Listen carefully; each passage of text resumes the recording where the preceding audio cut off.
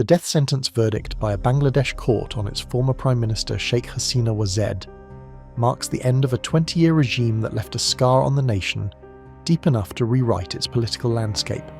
Hasina's father, Sheikh Mujibur Rahman, was Bangladesh's founding president, but along with most of his family was killed at their residence in Dhanmondi on August 15, 1975. His surviving daughter, Sheikh Hasina, left the country for safety, hiding from her father's killers for years.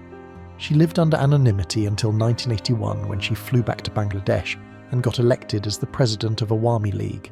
In 1996, she took over as Prime Minister and led her party for over 15 years.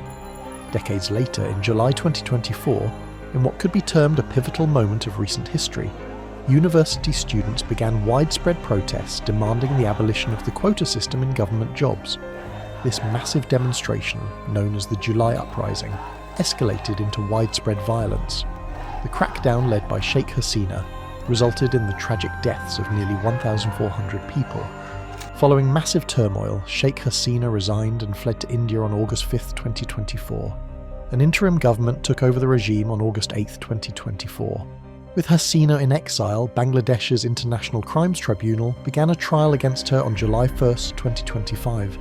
On November 17, 2025, the verdict was announced.